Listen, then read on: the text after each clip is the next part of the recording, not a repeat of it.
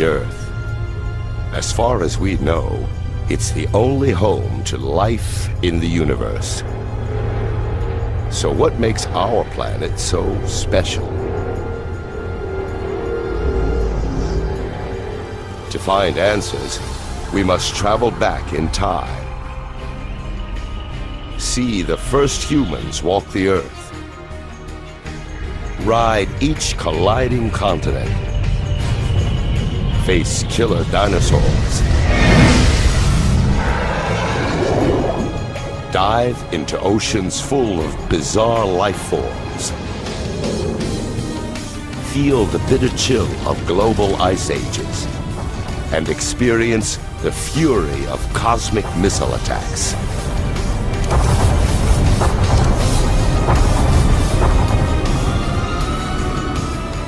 By traveling back in time, we can piece together our planet's incredible story and discover why all of this and all of us are here.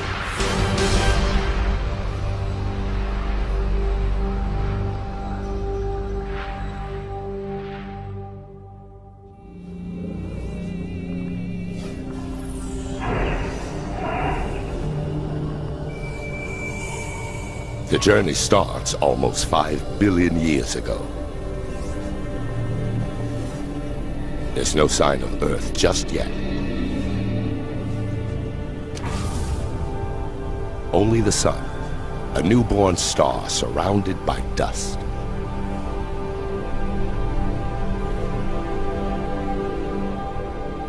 The Earth hasn't formed yet.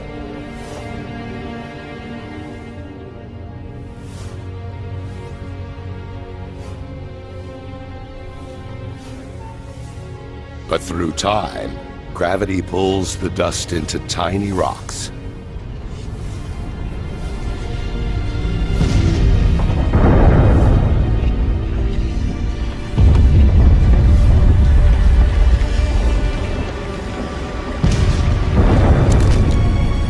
To our surprise, something as complex as a planet is made from nothing more than dust and rocks.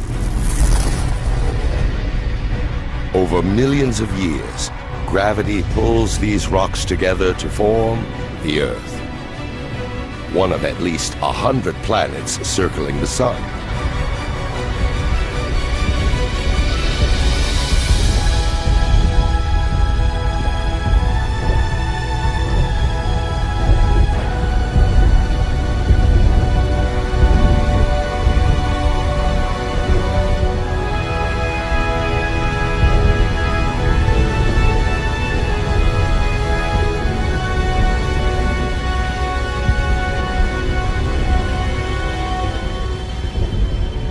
But 4.5 billion years ago, Earth looks more like hell than home.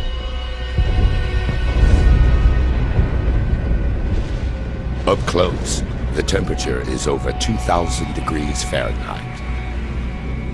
There's no air, just carbon dioxide, nitrogen, and water vapor. It's so hot and toxic that if we got any closer, we'd be incinerated and suffocated in seconds.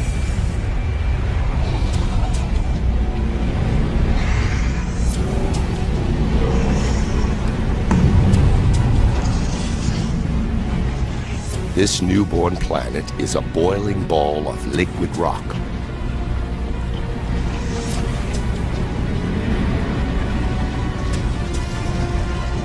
An endless ocean of lava.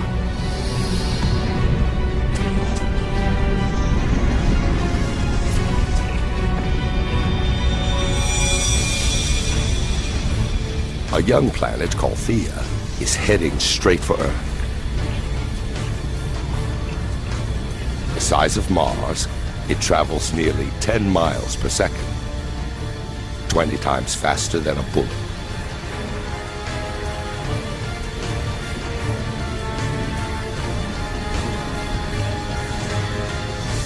The intruder's gravity distorts the Earth's surface.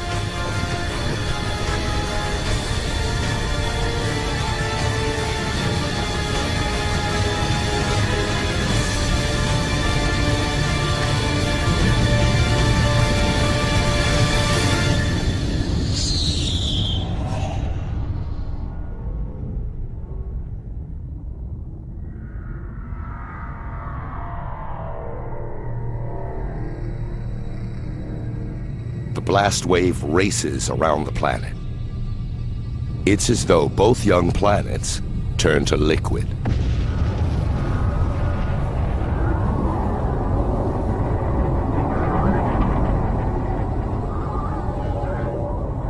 Trillions of tons of debris blast out into space.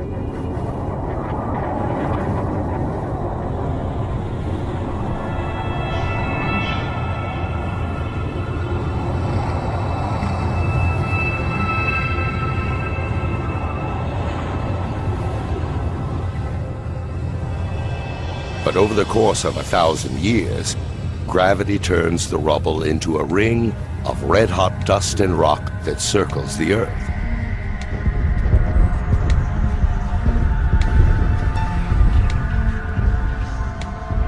From this ring, a ball forms, over 2,000 miles wide.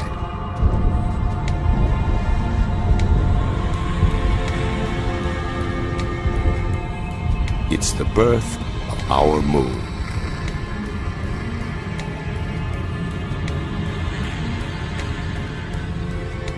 But it's much closer than the moon today. Just 14,000 miles away, instead of 250,000 miles.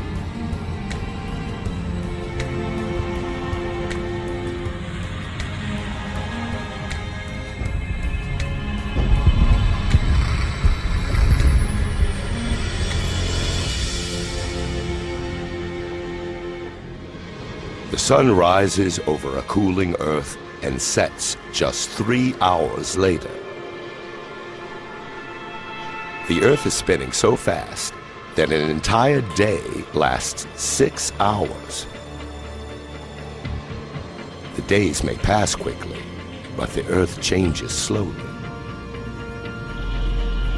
To understand the making of our planet, we need to fast forward through millions of years.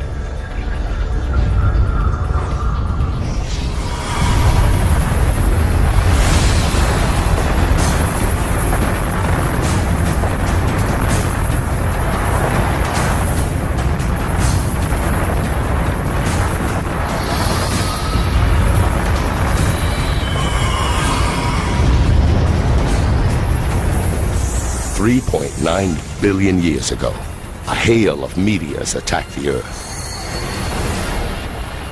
It's debris left over from the solar system's formation.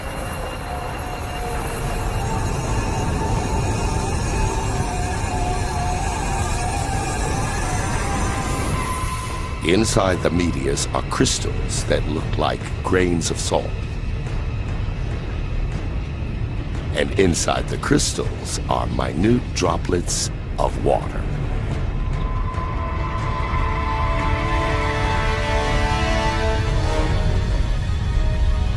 These deadly missiles could contain the vital ingredient for life on Earth.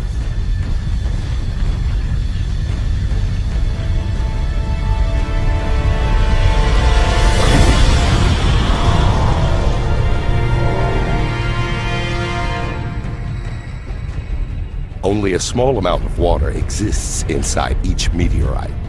But as they bombard the Earth for over 20 million years, pools of water grow. The Earth's core remains molten, but its surface has cooled enough to form a crust. The air is around 170 degrees.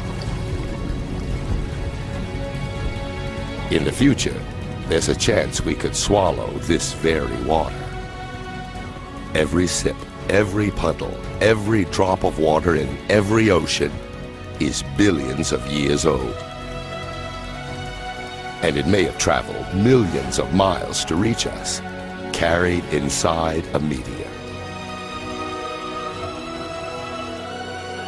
The Earth looks more familiar, but it's still a dangerous place.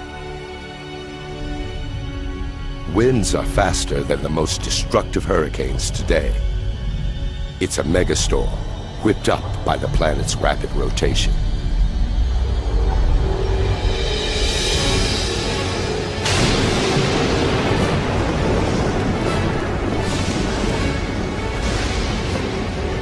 The moon is so close to Earth that its gravity is overwhelmed, creating huge tides that race across the planet's surface.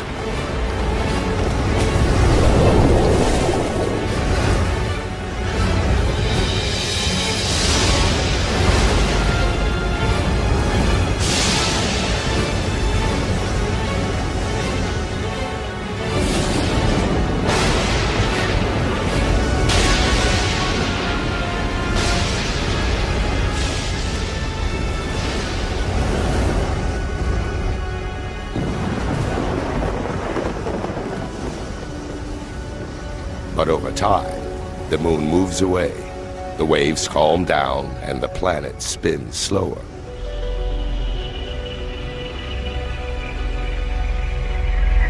"700 million years after the planet's birth, life-giving water covers its surface. And scattered throughout are tiny islands.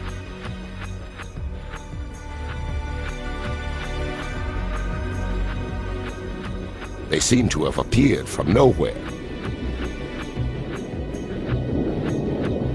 So how did they get here?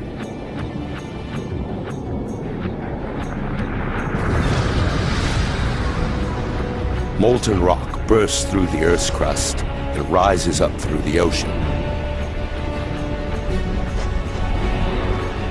Over time, the lava cools, forming a volcanic island.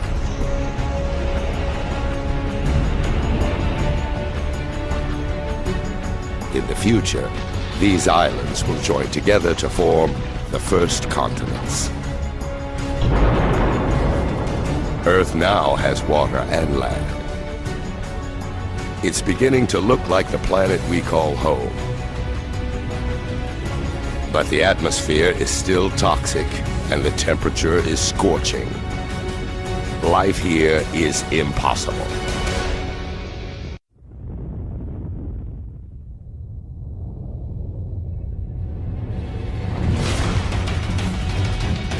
Since the planet's formation, meteors have been pummeling Earth. But now, 3.8 billion years ago, the assault enters a violent new phase. Some things disturb the orbits of these meteorites. In addition to water, the meteors carry something else.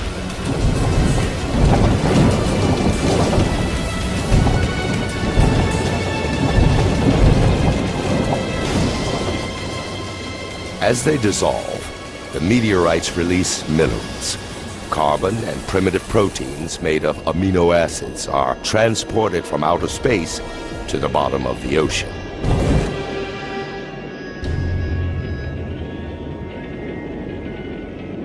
Thousands of feet below the waves, it is dark and close to freezing.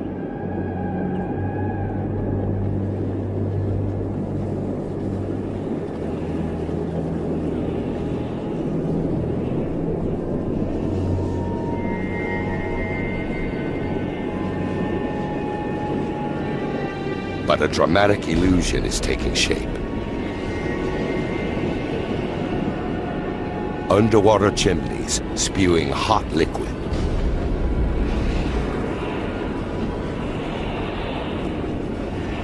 Seawater seeps down into the Earth through cracks in the crust, collecting minerals and gases along the way. This potent mixture is released back out into the ocean, building these towers.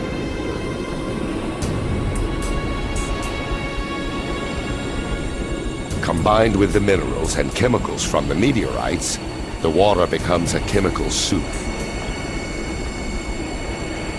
It's impossible to know how or when, but somehow these chemicals come together to create life. The water is now full of microscopic organisms. These single-cell bacteria are the earliest forms of life on Earth.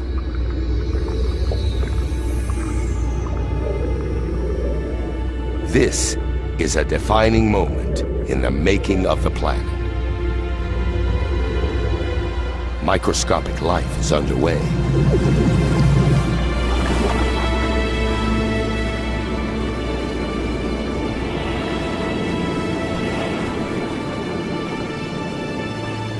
For hundreds of millions of years, nothing changes.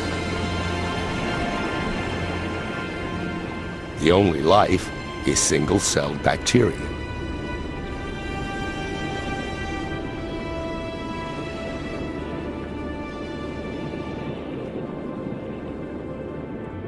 To find more complex life, we need to fast forward to 3.5 billion years ago. And a shallow ocean.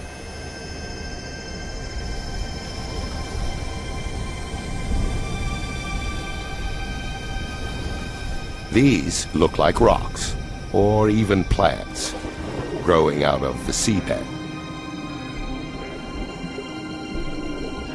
Each mound is a colony of living bacteria called a stromatolite.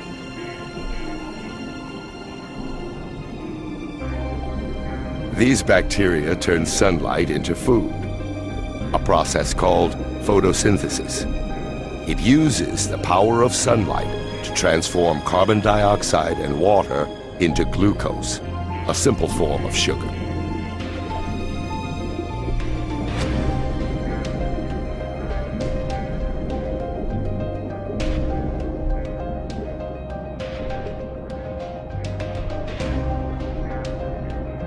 And this magical transformation releases a byproduct, a gas called oxygen. Underwater, the stromatolites slowly fill the oceans with oxygen.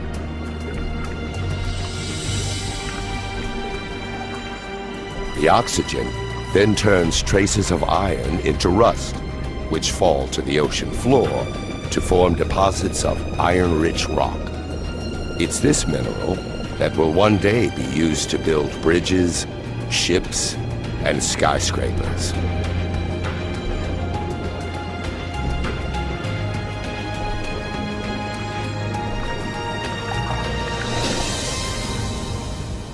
Above the waves, the oxygen transforms the atmosphere. These stromatolites are creating the most important element for life on Earth. Without them, virtually every living thing wouldn't exist.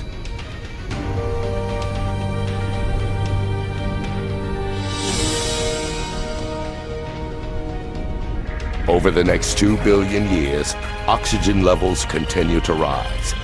And as the planet's spin slows, the days get longer, lasting at least 16 hours.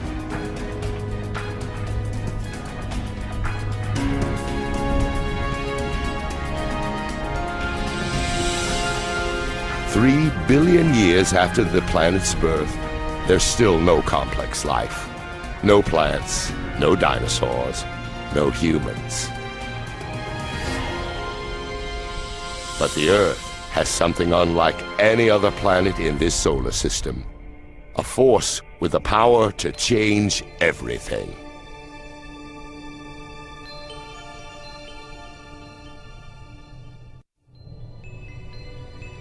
"1.5 billion years ago, the Earth is a beautiful blue ball, dotted with volcanic islands. Over millions of years, a mysterious force rearranges these islands. Hidden beneath the ocean, the Earth's crust breaks into vast plates. But even deeper, the Earth's core is so hot that it generates movement in the rock beneath the crust. These movements push and pull the plates around the globe, carrying the oceans and islands with them.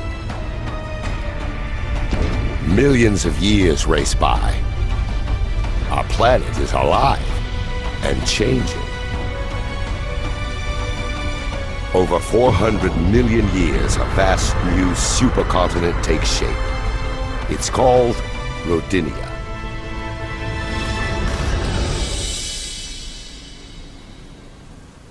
In the shallow waters surrounding Rodinia, stromatolites work their magic for more than 2 billion years, pumping oxygen into the atmosphere. The temperature is 85 degrees, and the days are 18 hours long.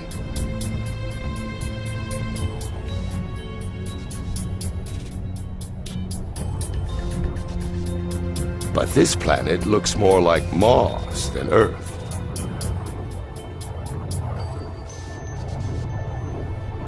To find life, we must fast forward through time.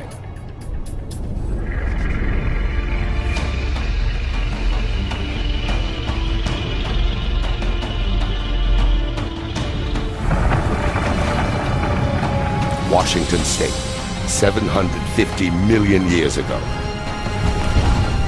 A force deep inside the planet rips the crust to pieces. It's as though the world is breaking apart. And there's only one force powerful enough to do this: heat. It escapes from the Earth's molten core, stretching and weakening the crust. Inch by inch, year by year, the great supercontinent is splitting in two.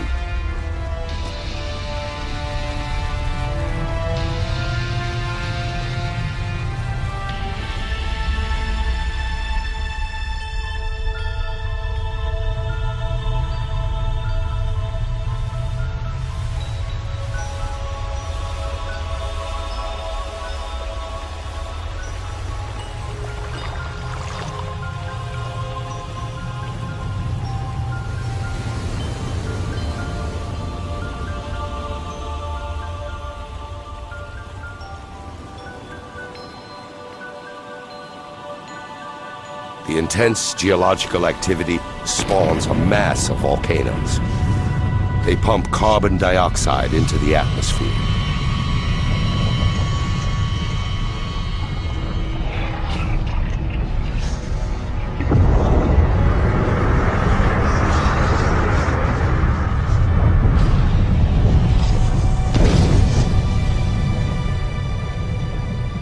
The carbon dioxide mixes with water and creates acid rain.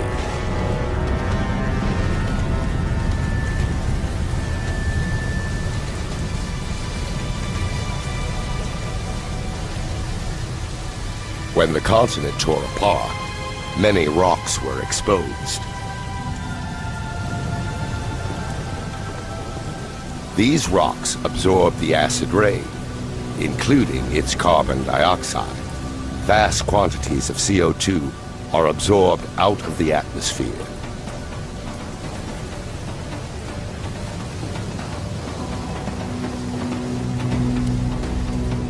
Now, there's not enough carbon dioxide in the air to trap the sun's heat around the planet.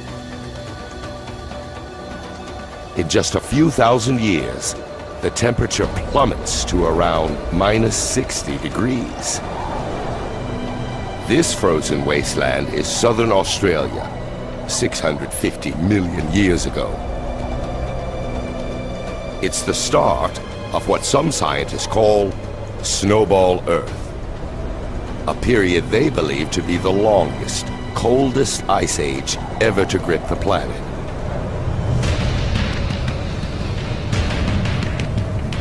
A vast wall of ice looms thousands of feet high. And it's unstoppable. The more ice there is, the more sunlight it reflects away from the planet, and the faster the ice spreads. Nearby is a second ice sheet, just as high. The two sheets spread away from the poles toward each other to meet at the equator.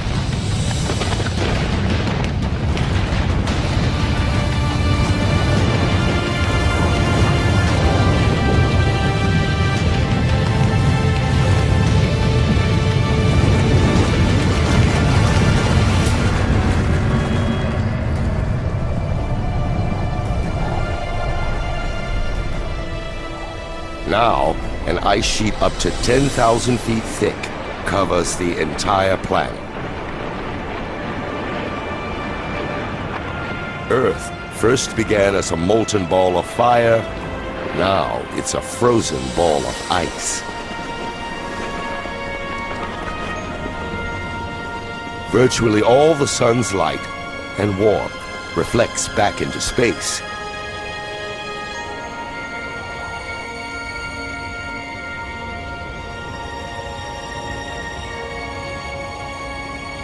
And it seems as though nothing, not even the sun, can rescue the planet now.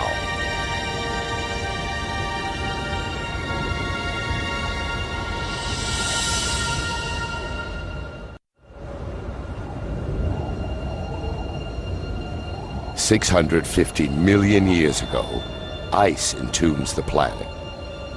For 15 million years, the Earth is a vast frozen snowball. But it can't last forever. Something must release the Earth from this frozen prison. And when it does, who knows whether life has survived beneath the ice? The surface is frozen, but the core is still hotter than the sun's surface.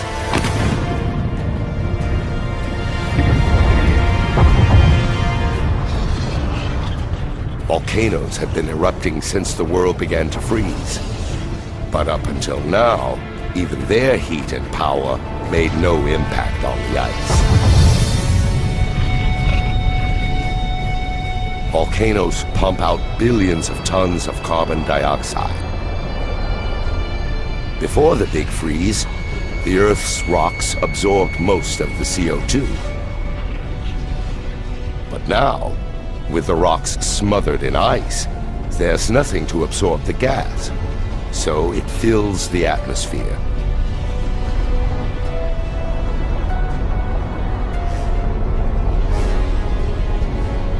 Like a blanket, it traps the sun's warmth around the planet, allowing the temperatures to rise. Now, after 15 million years, the ice begins to melt.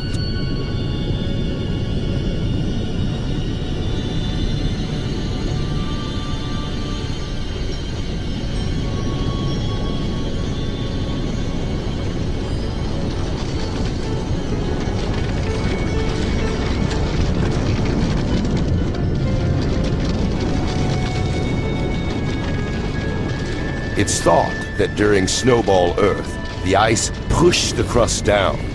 But now, as it melts, the crust bounces up, creating fissures and weak spots, and more volcanoes.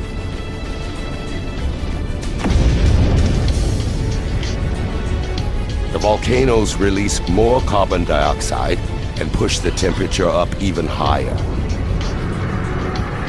The melt gathers momentum, and oxygen levels rise. Through a series of chemical reactions, the ice has created oxygen. While the planet was frozen, the sun's ultraviolet rays reacted with water molecules in the ice to produce hydrogen peroxide, a chemical rich in oxygen.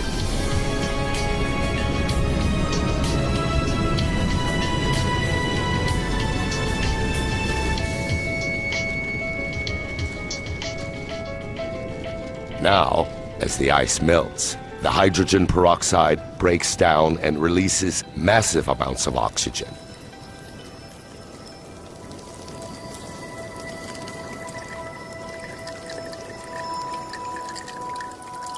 The Earth is waking up, and it's a very different place.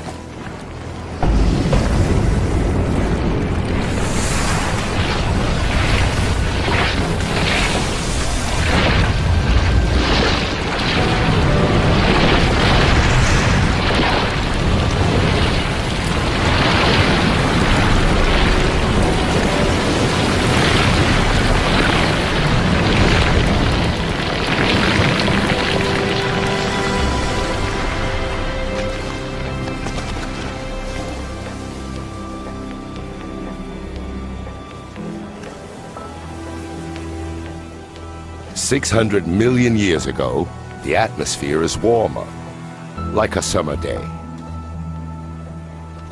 And the days are about 22 hours long.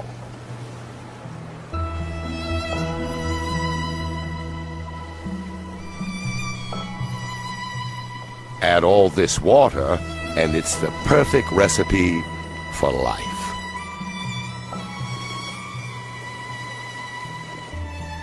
Before Snowball Earth, primitive bacteria emerged in the oceans.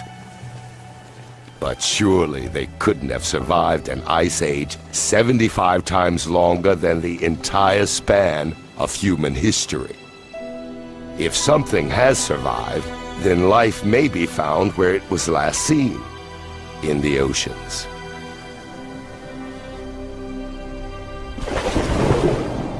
Now, 540 million years ago, in an ocean full of oxygen, those primitive bacteria have evolved. A handful must have clung on through the big freeze. There are plants scattered on the seafloor. And something else. What looks like an armored slug takes up residence. It's called Wiwaxia, a new generation of complex multi-celled organisms. The Earth enters one of the most dynamic periods in its history, the Cambrian explosion.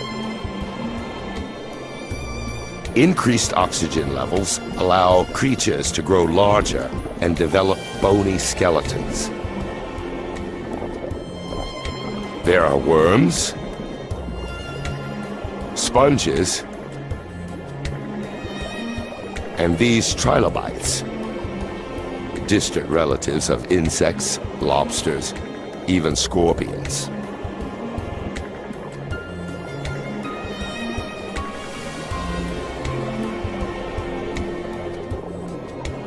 Life in the oceans blossoms. From microscopic bacteria to monsters.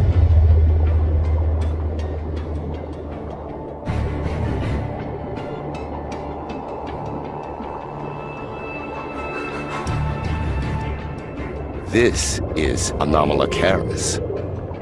Nearly 2 feet long.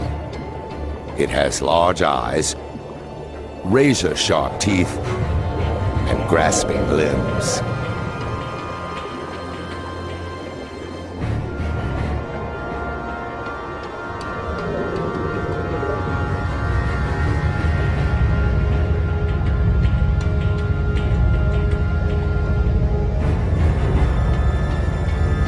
All it has to do is take its pick.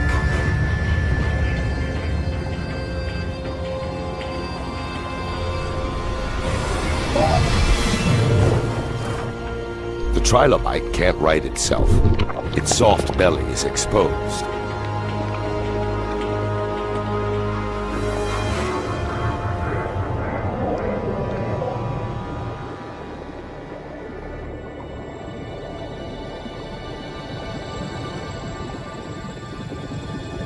Also found in the sea is Pichia, only 1.5 inches long.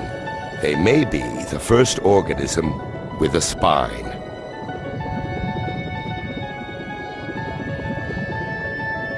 Over millions of years, this simple structure will evolve into the spine that keeps us standing.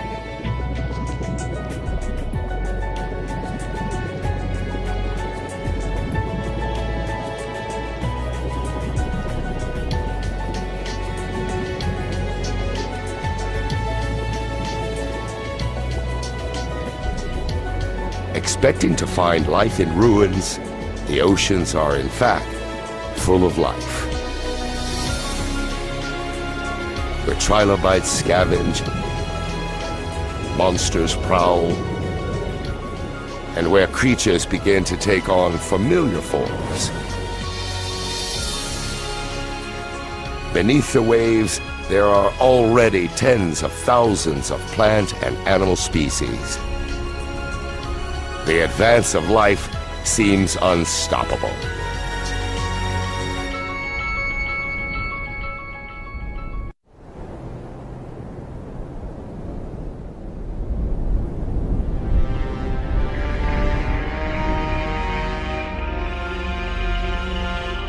460 million years ago, the plates had been moving again.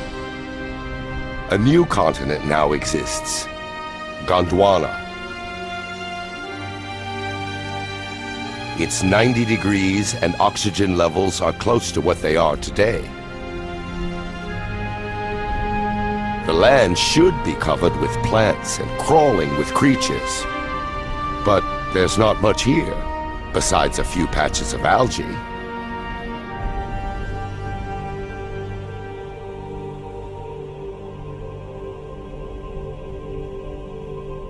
There's only one explanation.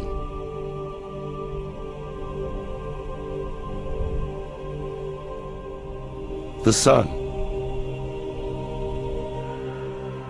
It blasts the surface with deadly radiation. So the complex life in the ocean doesn't stand a chance on land. But 30 miles up, where the rays enter the Earth's atmosphere, something is happening. When oxygen meets the sun's radiation, it turns into another kind of gas called ozone. This gas forms a blanket around the planet and absorbs the lethal radiation. Over 120 million years, the ozone layer gets thicker and prevents more and more radiation from reaching the Earth's surface. Without this layer, life on land simply wouldn't exist. Now, shielded from radiation, life takes off. Small, mossy lumps are the first land plants. They pump out even more oxygen. Levels soar.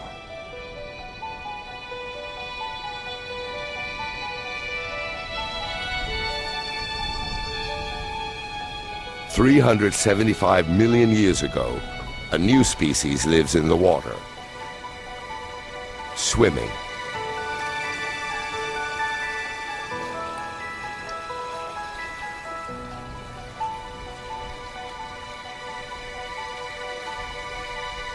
It's a strange fish called Tiktaalik.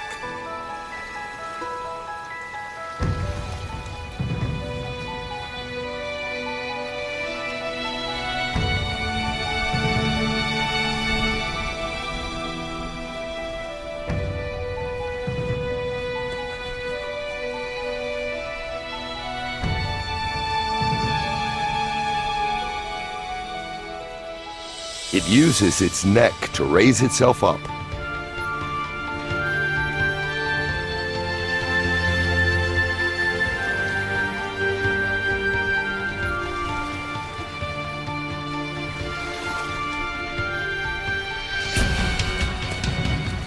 And its fins function as legs, allowing it to move out of the water.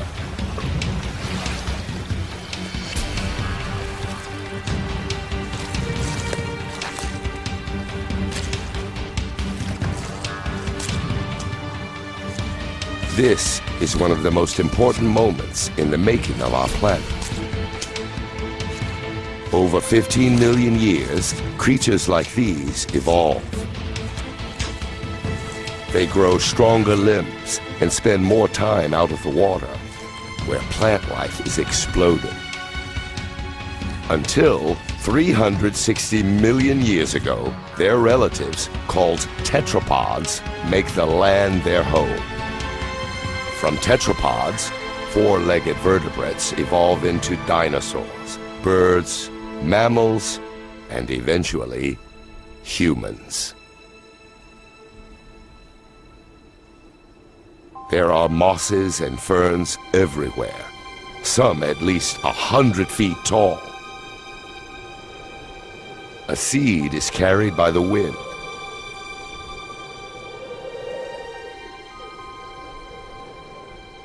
Until now, plants reproduced using spores, single-cell particles that need plenty of water to grow. But this seed is miles from water.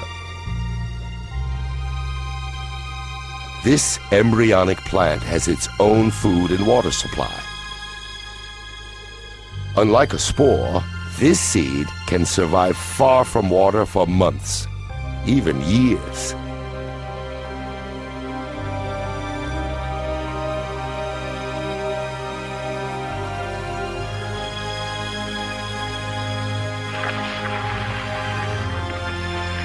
The humble seed spreads life across the planet, and each tree and plant pumps out even more oxygen.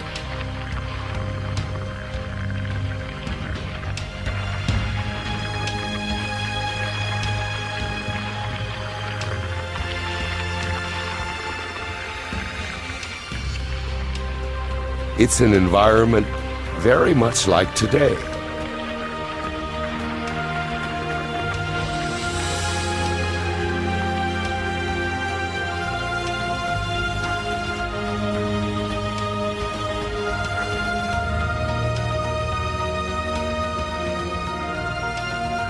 The planet has come a long way, from a lump of burning rock and dust to a blue and green world bursting with life.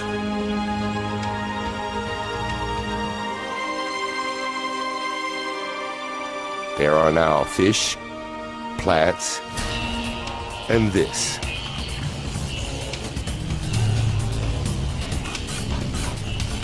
The dragonfly. It's called Meganeura. This insect is the size of an eagle. What were once legs have evolved into wings, extending the dragonfly's hunting territory over a vast area.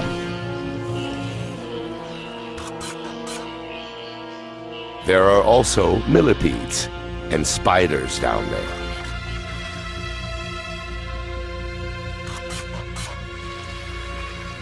These creatures, called arthropods, were among the first to set foot on land hundreds of millions of years ago.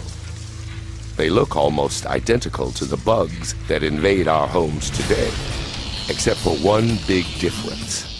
Like the Meganeura, they're monsters. It's a world full of giants, where millipedes are 6 feet long, and scorpions are the size of wolves.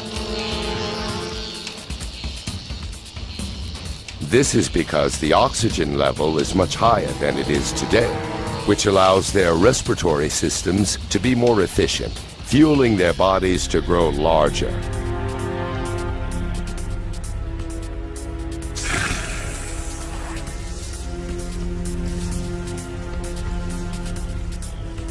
So far, animals have been laying their eggs in the water. But a lizard-like creature, called the Hylonomus, prefers land. Its eggs contain all the water and nutrients that the developing fetus needs. The babies grow in their own self-contained pond. The egg is a major evolutionary breakthrough, allowing animals to leave the water behind and conquer land.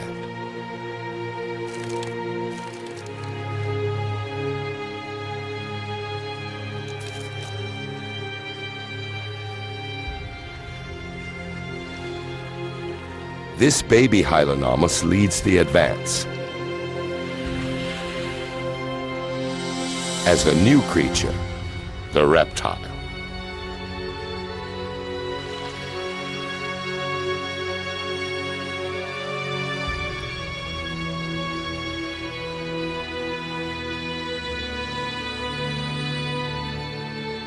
Inevitably, with life comes death. Dead plant matter builds up and decays into dense, soggy layers. Over hundreds of millions of years, rocks cover these layers, and heat from the Earth's core and pressure from the overlying rocks transform these layers into seams of coal. Each lump of coal burned today is made of plants that died 300 million years ago.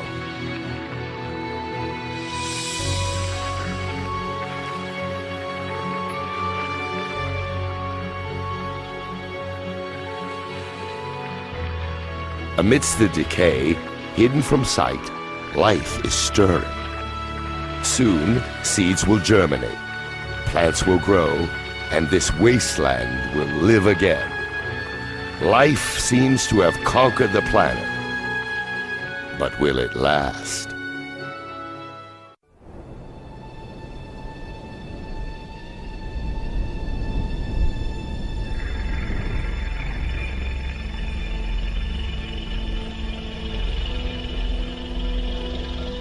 A herd of creatures graze the Siberian plains.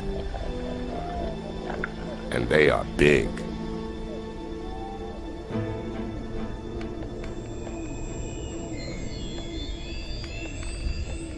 Evolution takes a huge leap forward. Small lizards are now giant reptiles. These scutosaurs are distant relatives of turtles.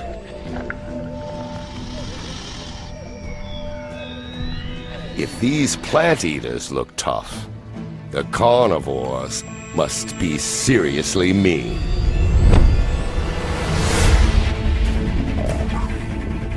Like this Gorgonopsid, a perfectly engineered prehistoric killing machine.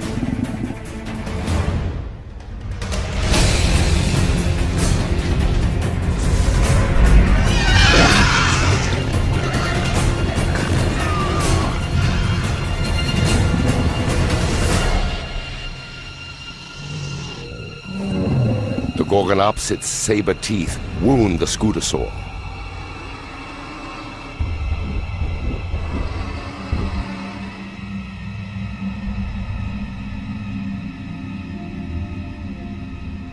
The predator watches as its prey grows weak from blood loss. But before it can make its final move, something strange happens. The ground gets hot.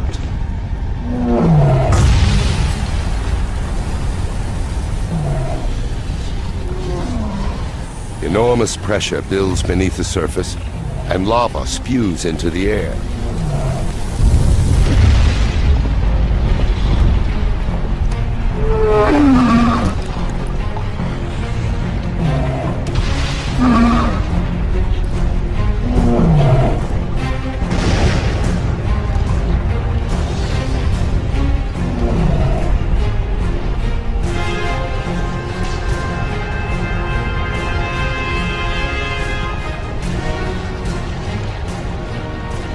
But the lava isn't from one single volcano. The entire landscape is erupting. It's a flood basalt eruption. A massive plume of mantle rises up from deep inside the Earth and pushes molten rock out through fissures in the Earth's crust.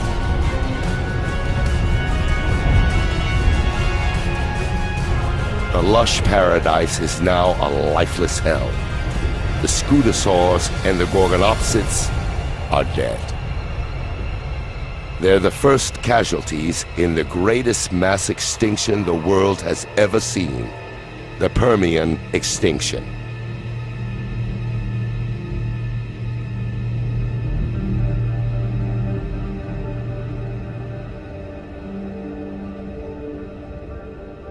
On the other side of the continent Gondwana, nothing's changed. Yet.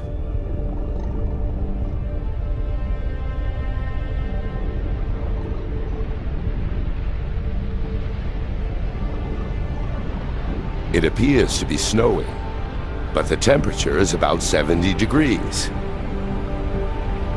It's actually ash, fallout from the eruptions some 10,000 miles away.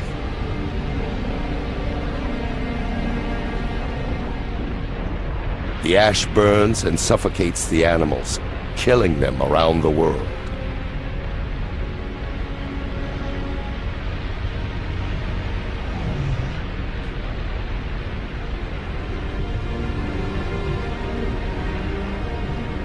Sulfur dioxide from the eruptions fills the atmosphere. As it rains, the gas turns to sulfuric acid and burns everything it falls on. What was a local disaster has now turned global.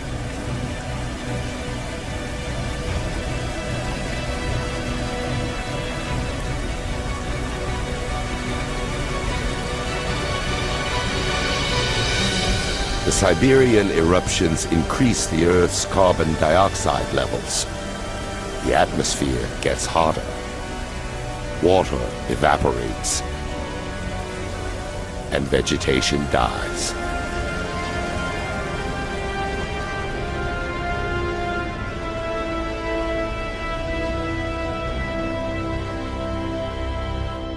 Around the world, life on land is being wiped out. And life in the oceans has also been compromised. The waters turn pink.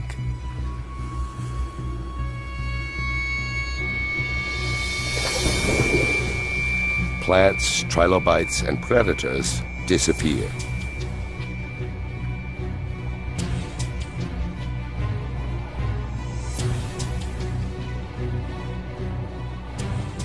The new, hotter atmosphere heated the oceans and stripped them of oxygen. Now this pink algae is one of the few life forms that can survive in the stagnant water. The Siberian eruptions transformed the entire planet. Nothing, not even the deepest ocean floor, is beyond their reach.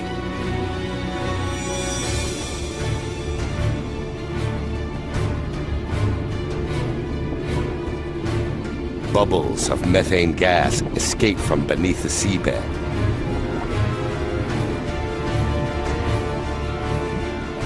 Methane is a greenhouse gas, at least 20 times deadlier than carbon dioxide. Until now, the gas has been frozen, but as the sea temperature rises, it begins to melt.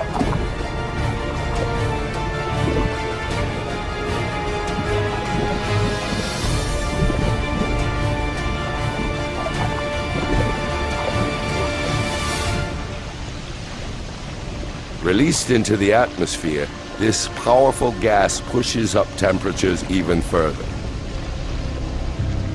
It's now almost 105 degrees, 11 degrees hotter than before the Siberian eruptions.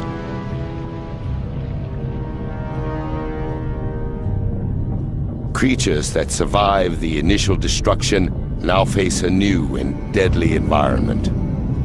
Few will live. It's been 500,000 years since the eruptions first began, and all this time, the lava's been pouring out. By now, it covers an area the size of the United States, with a layer of molten rock nearly 4 miles deep.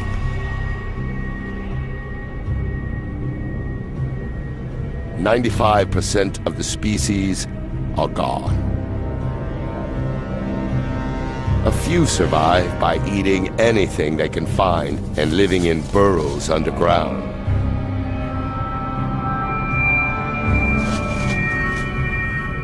But everything else is dead.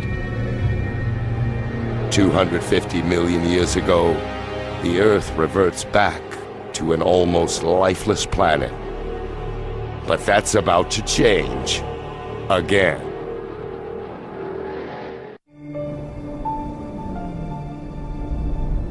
It's been 50 million years since virtually all life on Earth was wiped out. And the planet has been transformed. It's now 200 million years ago. And just one supercontinent, Pangaea, stretches from pole to pole.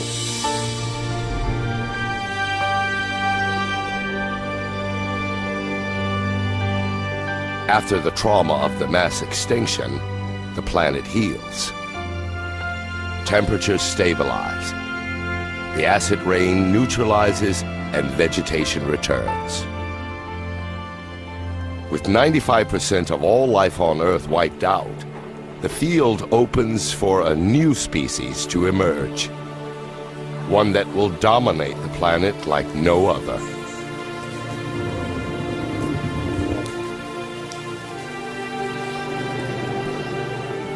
The dinosaurs. These are called Ammosaurs. Like all dinos, they evolved from the reptiles that survived the Permian extinction. At 15 feet tall, their size makes them slow and vulnerable.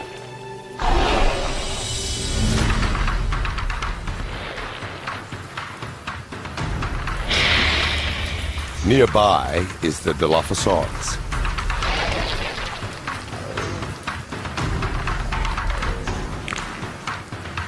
It's small and fast.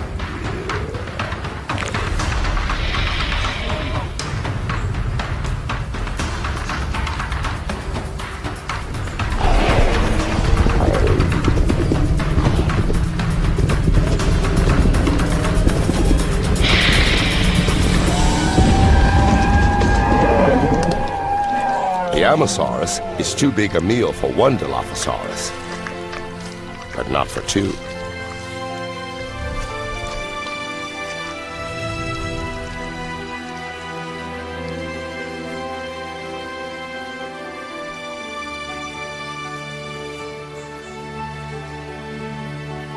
The dinosaurs have repopulated the Earth, but no species can tame this restless, volatile planet.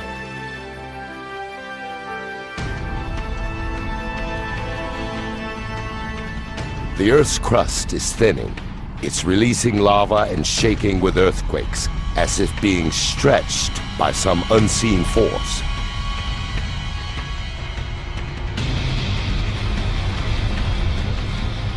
It's also happening near what will become North America's eastern seaboard.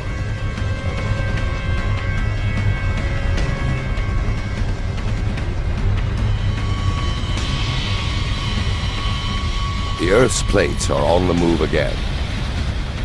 190 million years ago, the great supercontinent of Pangaea tears apart.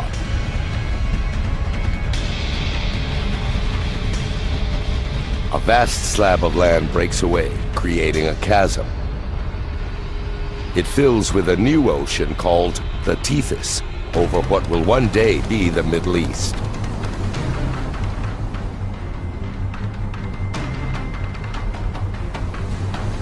Currents push nutrients up into the coastal waters. And the nutrients attract fish in the millions.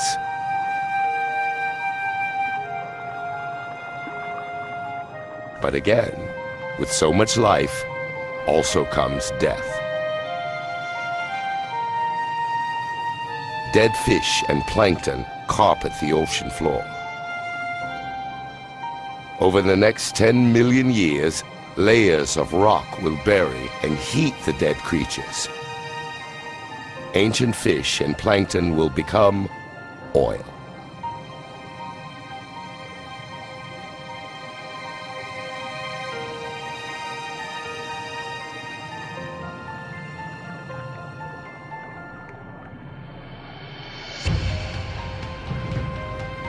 Every gallon of gas in our cars, every piece of plastic on the planet, the paint on our walls, the carpet under our feet, even the soap we wash with, almost all originated in this way.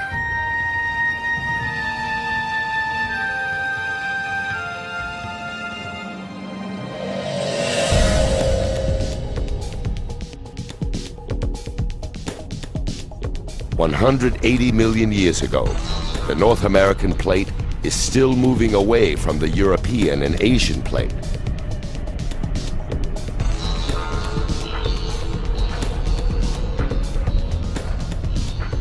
It's shifting about 1 inch each year, the same speed at which our fingernails grow. But fast forward 35 million years, and a new ocean forms, as well as new continents. The United States breaks away from Africa. The world as we know it takes shape. The chasm between the two continents fills, creating the Atlantic Ocean.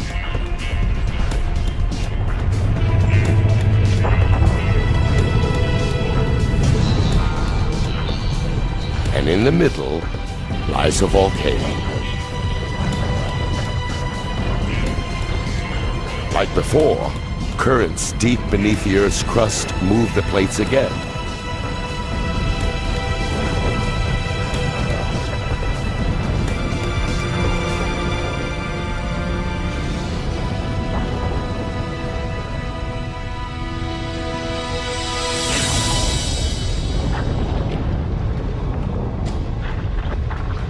The entire seafloor tears in two and is pushed up into a ridge of mountains and volcanoes. It grows higher than the Himalayas and longer than the Rockies. The water here is hot, as molten lava forces its way out from deep inside the Earth. As the lava cools, it creates a new range of volcanic mountains and a new ocean floor. Pangaea breaks apart, and our world rearranges again.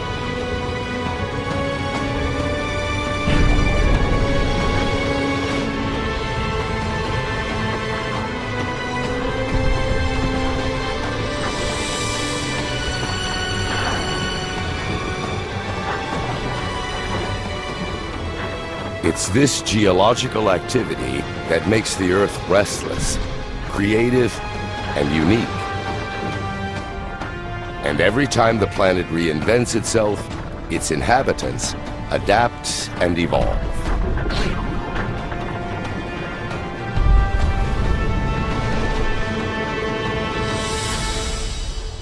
Like the ichthyosaurs. Their reptile ancestors lived on land, but as the planet changed, so did these animals. They grew fins and moved into the newly formed Atlantic Ocean.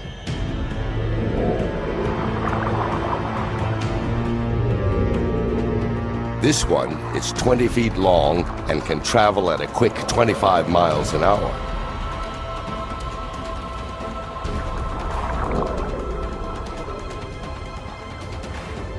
It's the ocean's fastest creature and most efficient predator. It rules the oceans for 50 million years.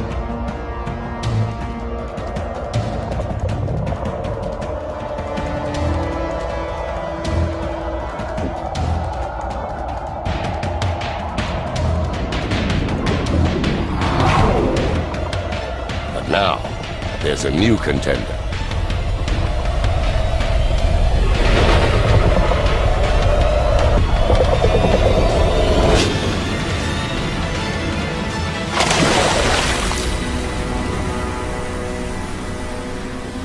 Pliosaur. Longer than a bus and as heavy as a truck, its jaws are 8 times more powerful than a great white shark's, with teeth 12 inches long.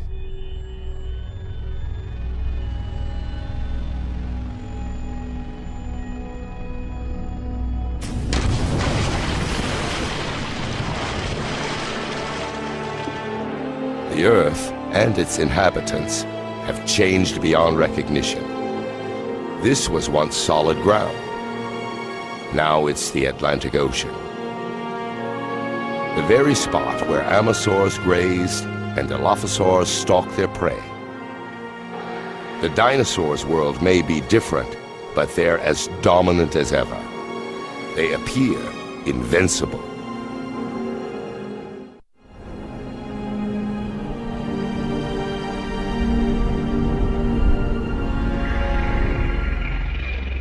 They're one of the planet's most successful species. They've survived volcanic eruptions, Earthquakes and entire continents splitting apart. The dinosaurs have thrived for 165 million years.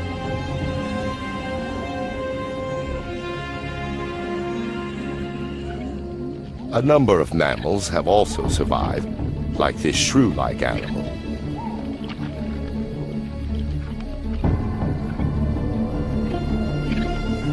They're prey to the dinosaurs, so they live in trees or underground and venture out only at night. Mammals pose no threat to the dinosaurs.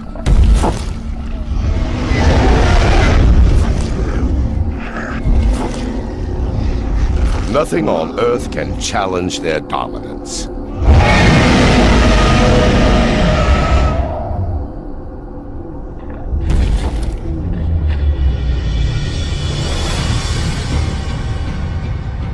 Nothing on Earth.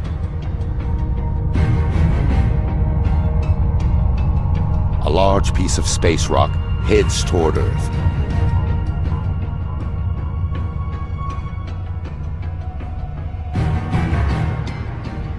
This asteroid is at least 6 miles across and traveling over 40,000 miles an hour. It's bigger than Mount Everest.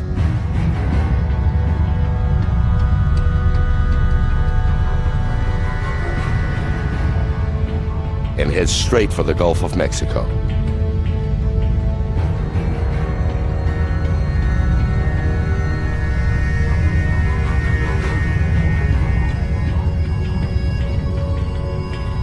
It travels so fast that its impact would be missed in a blink of an eye.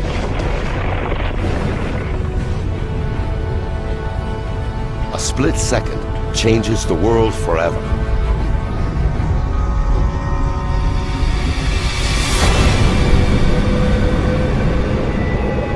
At impact, the asteroid's back edge stands at 35,000 feet.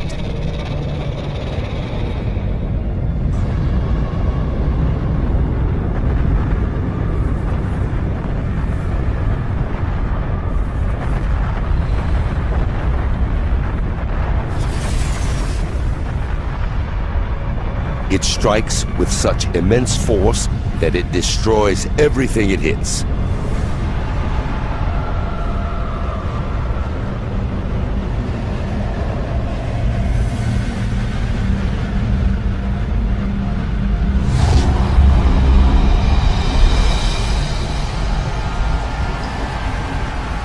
The asteroid itself instantly vaporizes.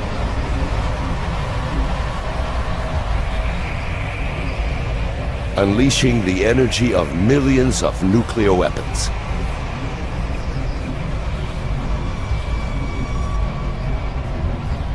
Nowhere is safe, with debris flying everywhere.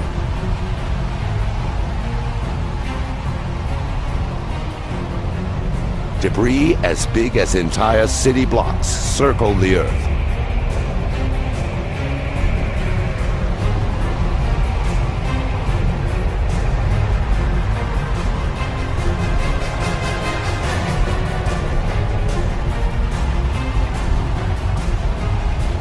The blast wave races out from the impact zone like shrapnel from an exploding bomb.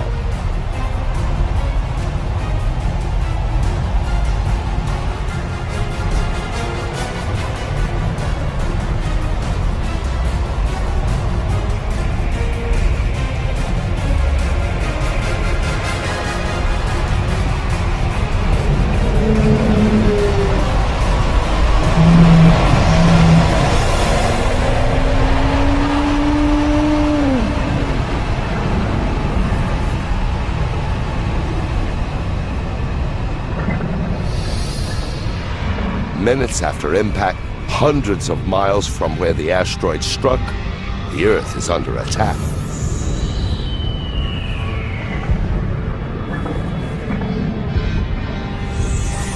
Boulders rain down.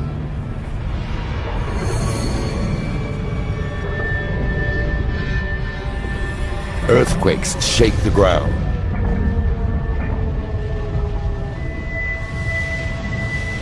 and tsunamis batter the coasts.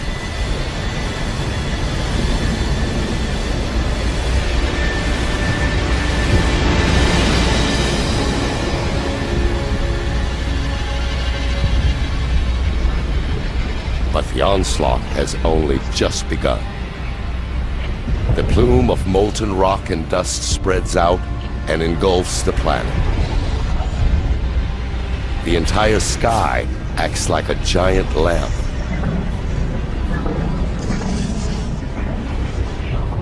Heating the Earth's surface to over 500 degrees. Vegetation spontaneously ignites.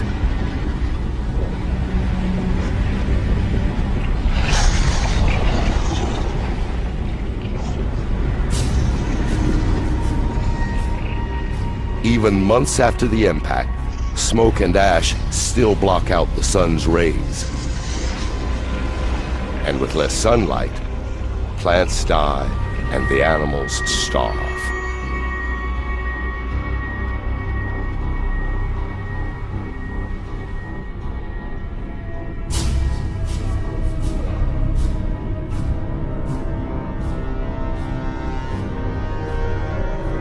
"65 million years ago, the impact has blasted, stoned, and burnt the dinosaurs.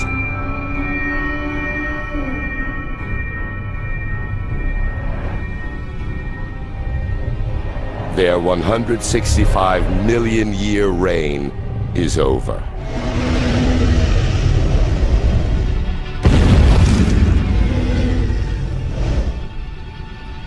But the dinosaurs' demise brings opportunity for another species.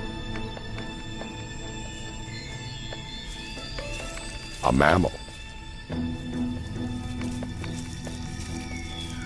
By living underground, mammals have avoided the heat and fires. And by eating anything, they thrive while more selective eaters die.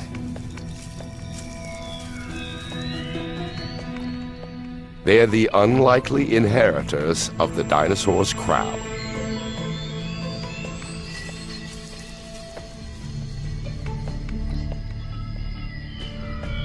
And as one story ends, another begins. With the dinosaurs out of the way, our ancestors may now have a chance at life.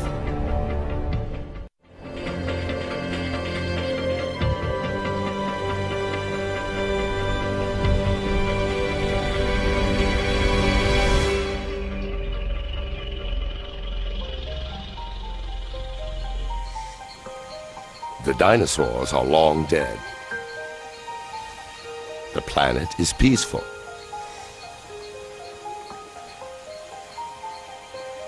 In this new world, our mammal ancestors are evolving.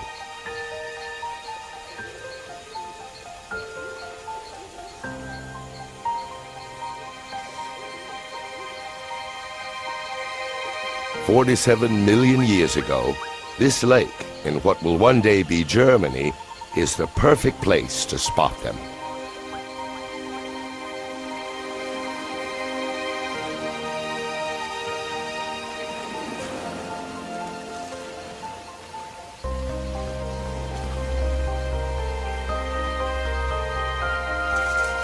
Unlike earlier mammals, its eyes and brain are bigger.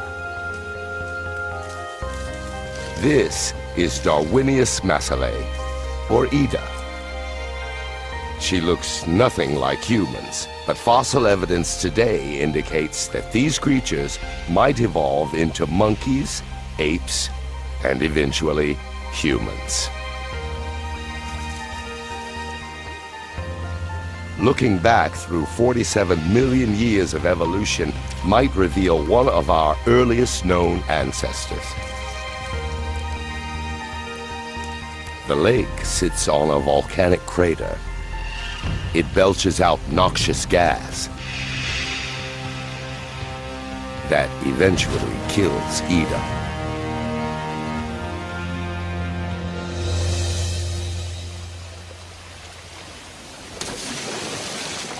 The lake preserves her in its oxygen-depleted depths. One day, when the water is gone and Ida's fossil is found, this primitive primate could help piece together the beginning of our own story, the story of human life.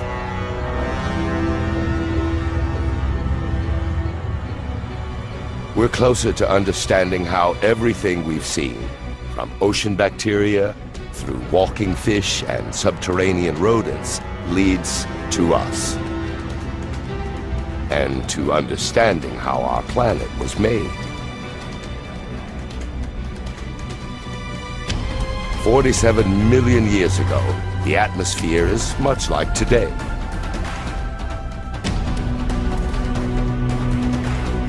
The temperature is 75 degrees, and the day lasts just under 24 hours. The Earth is now almost identical to the planet we call home. Almost.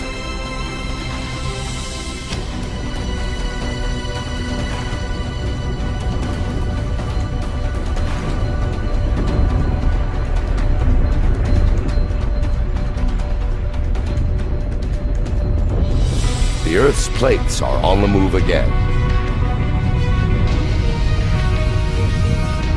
India moves north toward Asia.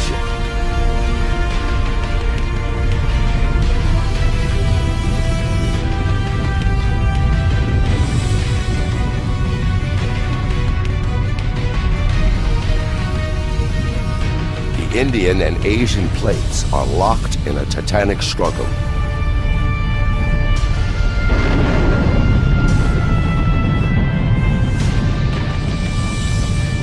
Neither plate is winning.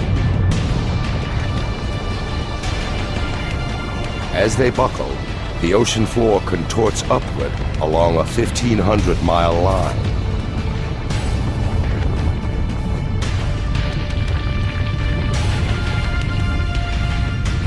A vast mountain range rises up over 27,000 feet.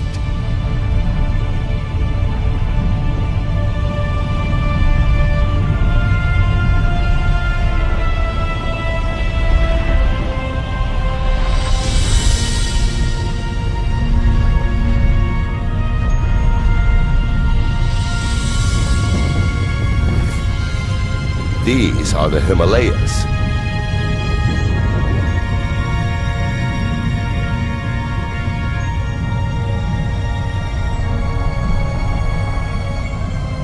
And the highest mountain of all, Mount Everest.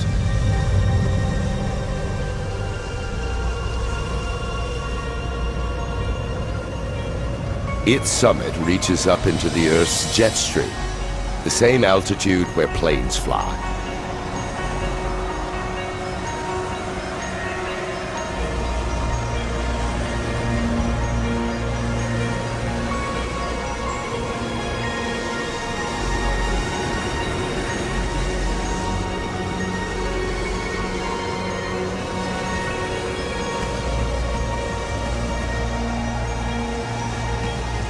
When the snow on the peaks melts, it feeds rivers like the Ganges, Indus, Yellow, and Yangtze.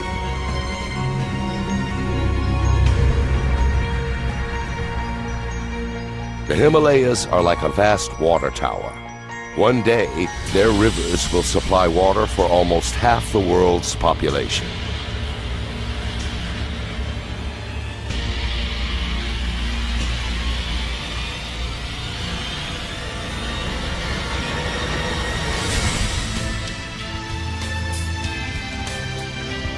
"20 million years ago, this is our planet. With every continent and every ocean as we know it.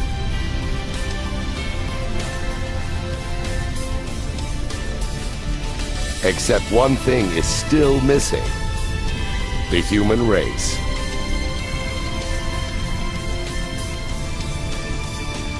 And for humans to evolve, something needs to change."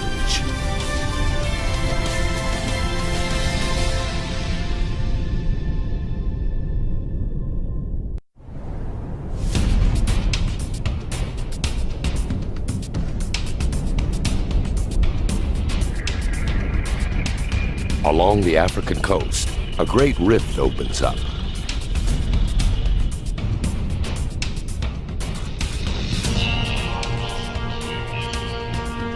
It stretches nearly 4,000 miles.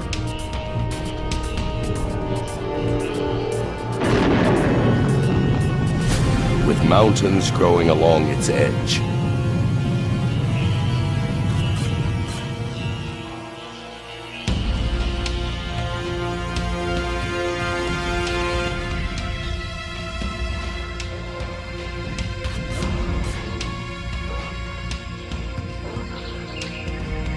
This ape-like creature may stay in these trees forever, but its world is changing.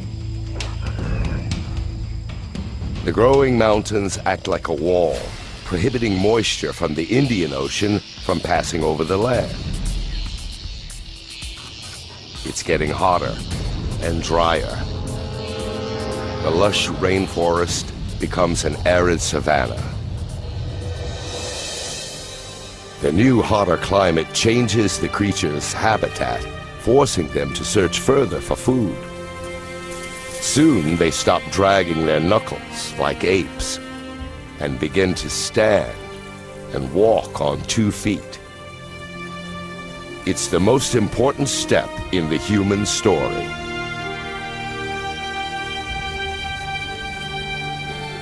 This mountain range could be the reason humans walk on 2 feet.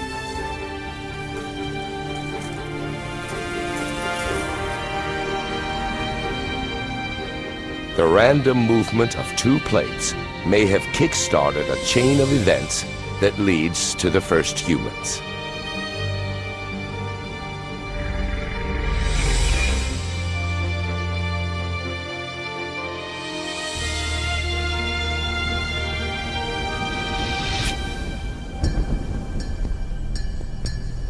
A man and child, a scene very much like today, but it's 1.5 million years ago.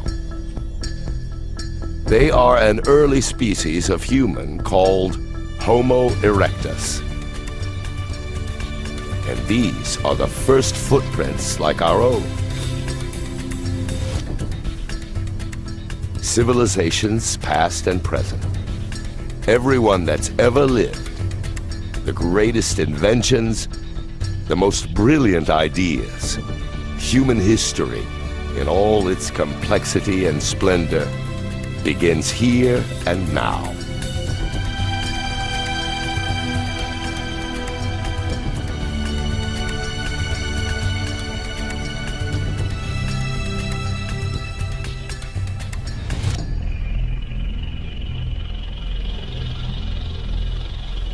The climate changes again.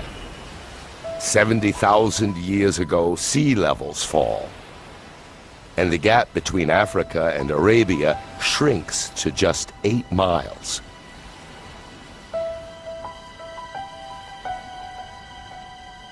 The Red Sea is now narrow and shallow enough for a small group to cross out of Africa.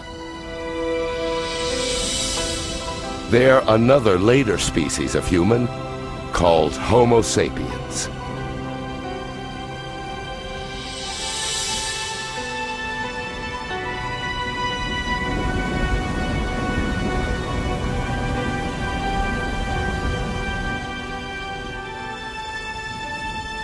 Scientists believe that the entire world beyond Africa was populated from descendants of these 200 individuals. Over time, our ancestors multiplied and spread out to India, onto Asia, and into Europe.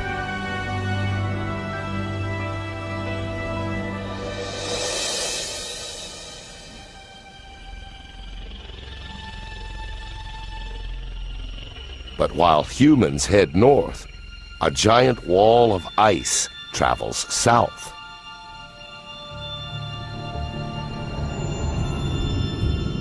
Europe, 40,000 years ago. Homo sapiens arrive, only to find a world that's quickly changing. It should be the height of summer, but it's getting colder. The plants are frostbitten, and the rivers are frozen.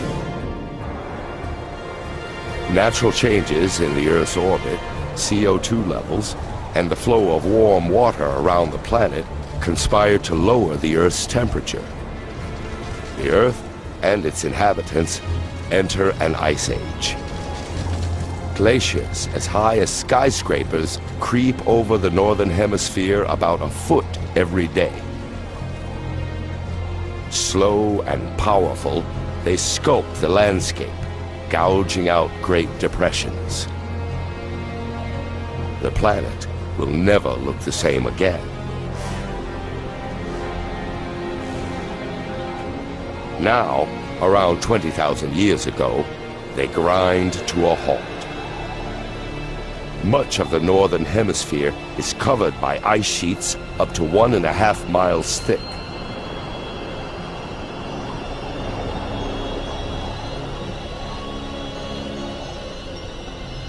With trillions of gallons of water locked up as ice, sea levels fall. A strip of land emerges from the ocean between Siberia and Alaska.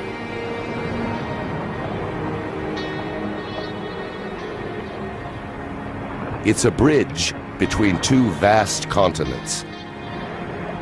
A gateway that takes humans from Asia to a new world, the Americas. They're the last great continents to be colonized, the last great human migration, and the first Americans.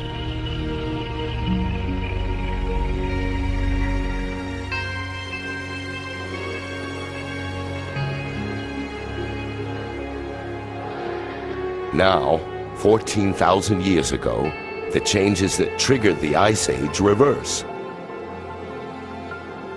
As the ice retreats, it reveals a very different northern hemisphere.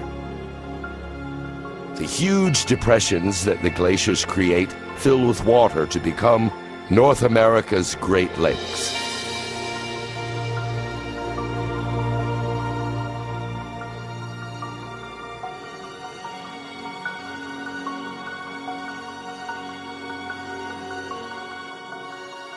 "6,000 years ago, the ice retreats back to the poles, toward the Arctic and Antarctic.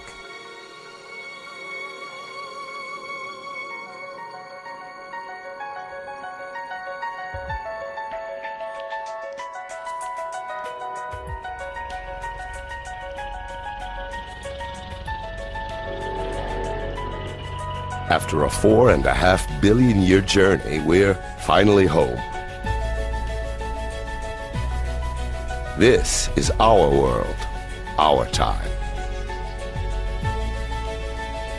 The planet's incredible story helps us understand how and why everything around us is here today.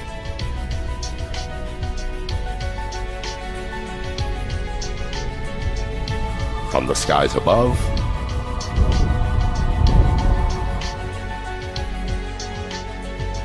to water, the essential ingredient for life, to the ground beneath our feet,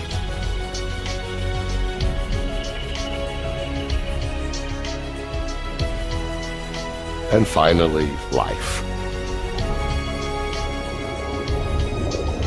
A chain of catastrophes and coincidences, creating a spectacular result. Each triumph and disaster is a step leading to here. To each and every one of us, right now. But the Earth's story isn't over. This journey is only half the story. A lot more is yet to come. The Earth will live for at least another 4.5 billion years.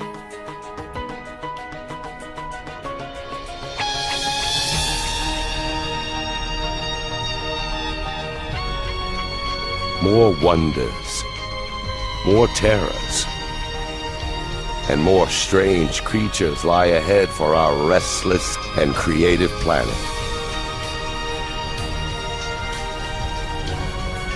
The next chapter of Earth's story is still to be written.